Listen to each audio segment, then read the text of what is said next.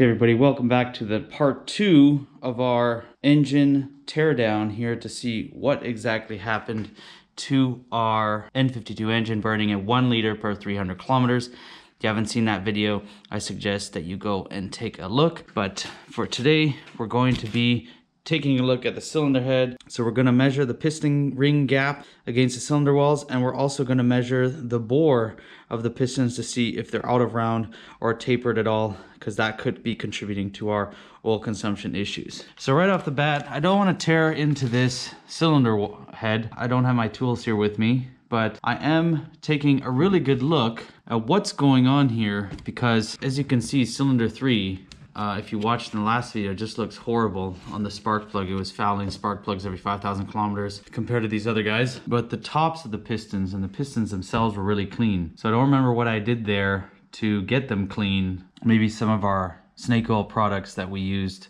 did actually help clean the piston themselves, but it didn't solve the oil burning issue itself. It's still there. I've tried to clean this off quite a bit, and I've taken a look. Are there any cracks in the head? Is there any coolant passages that are cracked somewhere? Well, we didn't have a blown head gasket. I'm just trying to understand what happened here. I'm assuming, number one, of course, valve stem seals are totally done, 100%. They have to be cooked. But now I'm thinking maybe it was the valve guides themselves that also wore out, and that could have caused even more oil consumption, more oil leaking down the valves, like here, just oil coming in through the valve stem seal, sorry, not the valve stem seal, the valve guides themselves.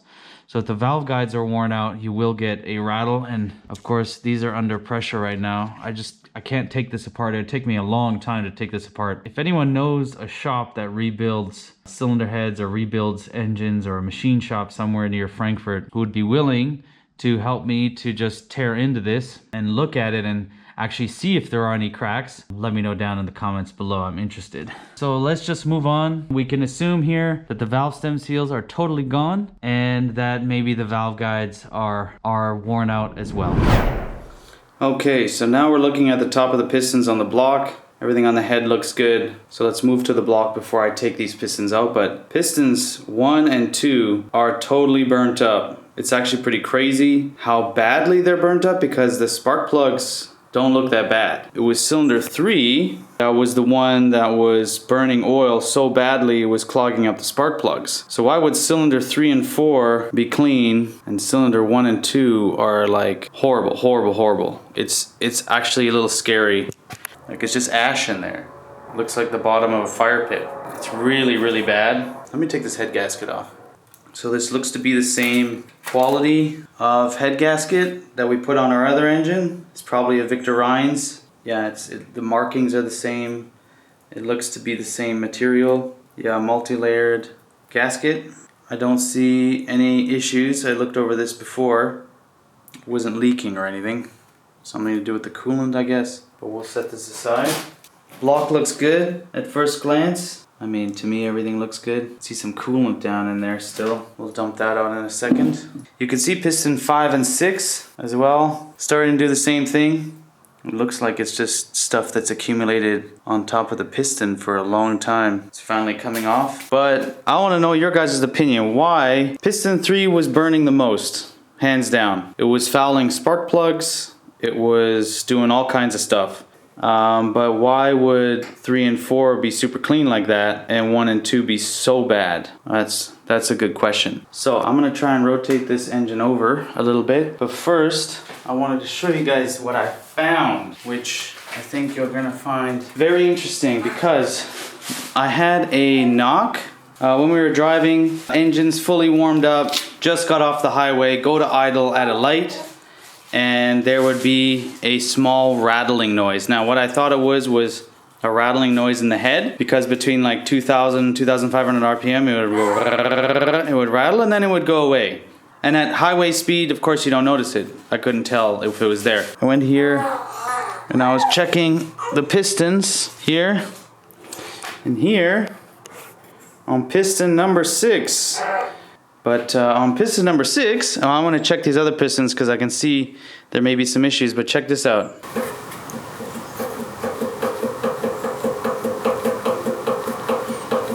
Can you hear that? It's totally loose in the cylinder. both ways, up and down and laterally. So that was our knocking. So what's the pin inside, the piston is gone, or there's some play there, something happened, or it's loose all the way down to the bearings. We cooked some bearings, I don't know. But this engine was on its way out. I can't believe it drove so well though. It like drove really good. I need a turbo. Holy crap, we're slow. You're good, dude. We'll rotate backwards.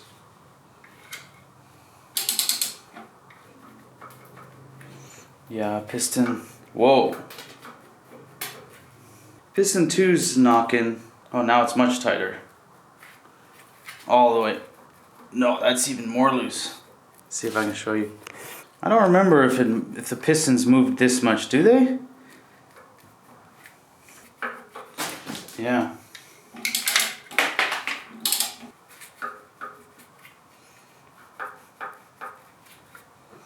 No, I don't know. Is that normal?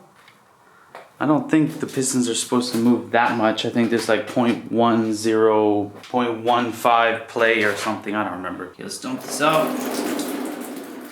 A little bit of coolant left in there.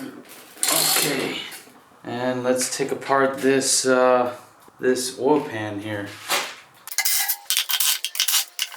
Let's take this off. And did they RTV this? They did RTV it. You see all that stuff hanging? That was my question on the other engine, is do they RTV oil pan gaskets at the shop? Oil pan is fairly clean. There's a bit of junk here at the bottom, but it looks like it's just like whatever this oil pan is coated with is flaking off there at the bottom. Probably because I put you know, seafoam and other chemicals in here, and those accumulate at the bottom.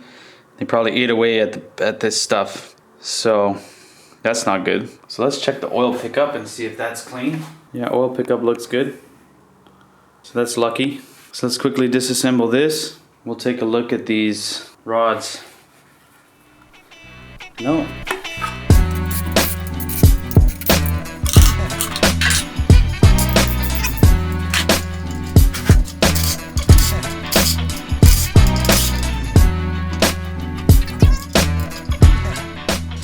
Try and find that rattling or knocking or whatever it was. So far I don't feel anything on these. Alright, let's just start loosening these.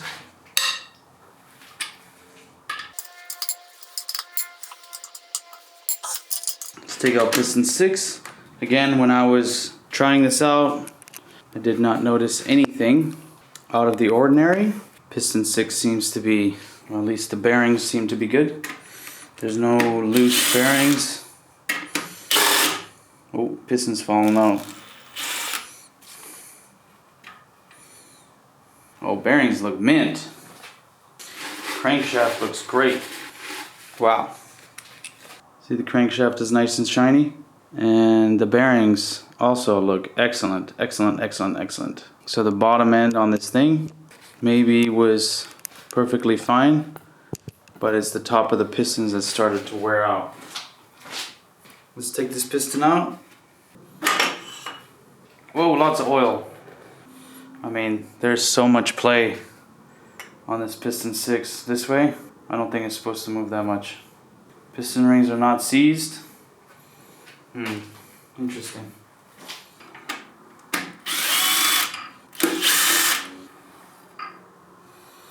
Mint. Wow, these bearings are perfect. Crank looks good. Lots of oil in here. I mean, are they supposed to move that much? I don't think so. Piston rings are not frozen or anything. Alright, next one. And this is interesting. I just took this out. The gaps for the pistons are on the same side. How's that possible?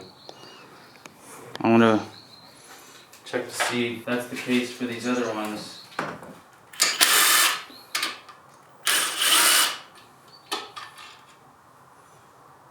Yeah, bearings are mint. Like, the bearings look incredible actually. They look brand new. I think there's a lip on the outside of the the rim of the piston cylinder wall, sorry. That's why it doesn't want to slide out. Wow, it doesn't want to come out.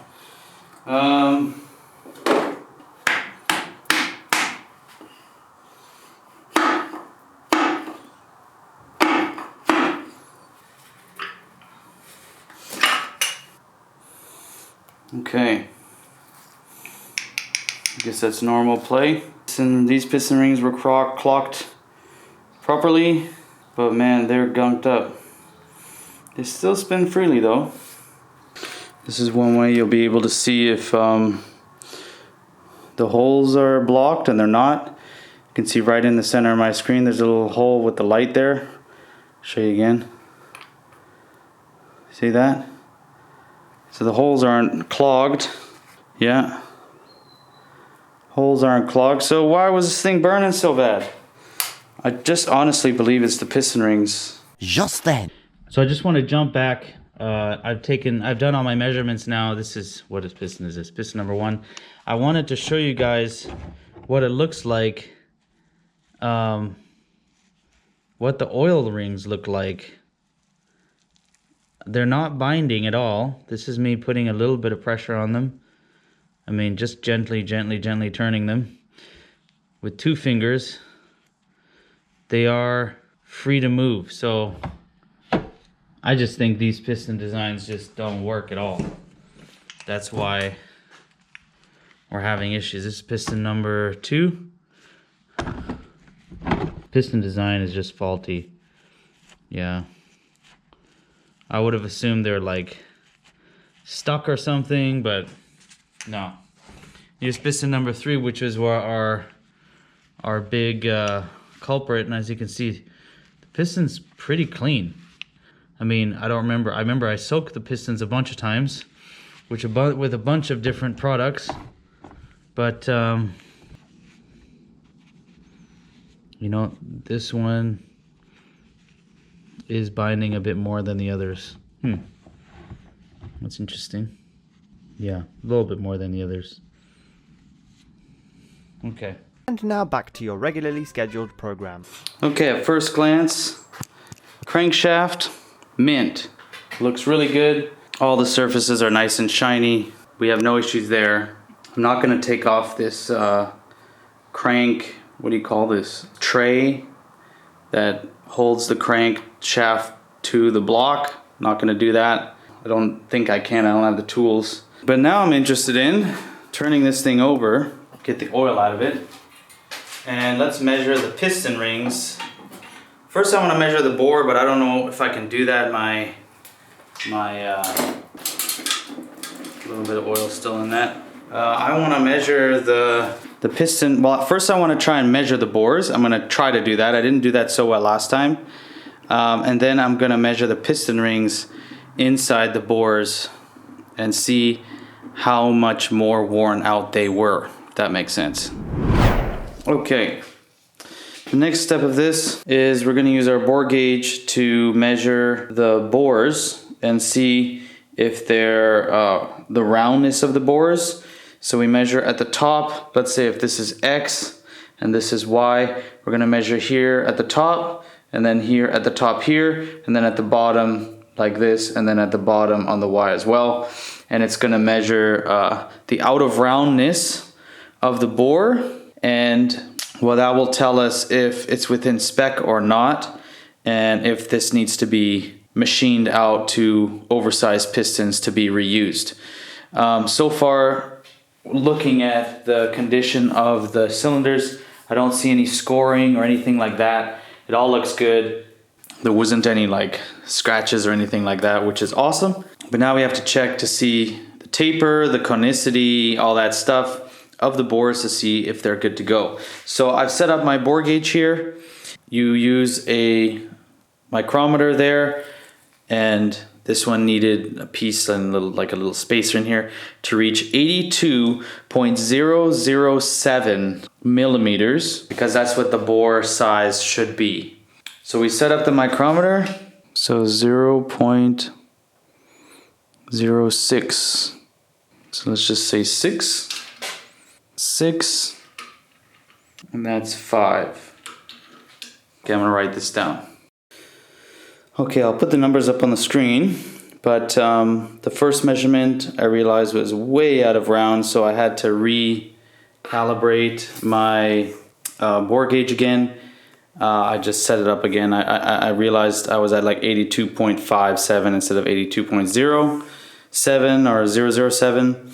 So I set that back up again and did it again. I'll put the numbers up on the screen for you. Pretty much the X's are like along the edge of the block this way. Everything is pretty much looking good, but this way is where you get some out of roundness. And yeah, the Y axis, it isn't too bad. I would say, you know, I would maybe reuse this block without machining it. Maybe just do a quick hone. Remember, these are alusil blocks. It uses this little pad with a compound to hone the block. You don't use like a dingleberry hone or something like that on this style of block. So now that I know the block is more or less good, I think it's good. I don't think you'd have to machine it. I mean, our numbers on our other block that I had were even worse than this, and we reused that block, and the car's doing all right. Yeah, this one's still good. Now what I'm gonna do is I'm gonna put the rings from each piston into each bore, the top and middle ring, and we're gonna see how worn out the rings actually are. Okay, so what we're looking for is on the N52, I believe it's 0.18 to 0.33, I think, or 30 for the top gap ring, so between these. In the middle ring is 0.30 to 0.5. I'll put it on the screen. So here's the top ring, and I'm going to use the piston to set it at a nice height. And then we're going to test the gap here. I think you can see it in the camera, the gap is there. So let's just go with the biggest because, I mean, these are worn out. Yeah, 0.33 goes right through there. Let's try 0.4. No. So let's go backwards. 0.38. Yeah, 0.38 goes through, but not 0.4. No, 0.4 does go through there. Okay, 0.43, no. It's interesting how this side fits, but this side doesn't. So I'm going to call it 0.39 for the top ring. Okay, now let's test the middle ring. I get it as even as possible. And let's just start with the biggest number, which was like 0.5. So this is 0.55.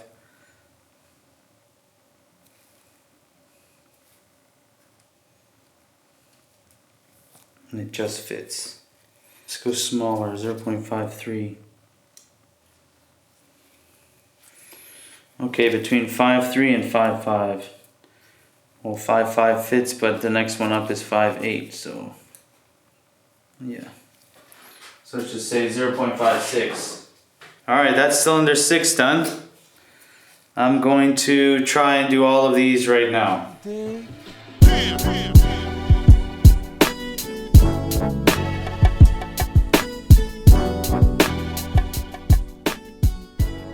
Alright, so I've got the results here of our piston ring gaps. The top and the bottom, cylinder 1 through cylinder 6. I'll just put this on the screen for you. But as you can see, all of our piston rings are out of spec by more than, I would say, 10%, by about 10%. So that is one of the reasons why these cars burn oil. It's the piston design, and also the rings just wear out over time. This car only had 100,000 kilometers on it, and as you can see, yeah, already the rings are done. They need to be replaced. So you guys tell me, what do you think about this issue? We dove into the motor. The bores are out of spec but reusable. The bearings super nice. The piston rings way out of spec, and of course the valve thumb seals are done, and maybe even the valve guides, but everything else looks good. What would you guys do? Would you just rebuild this engine? I think I am going to sell it for parts, try to recoup some of my money back.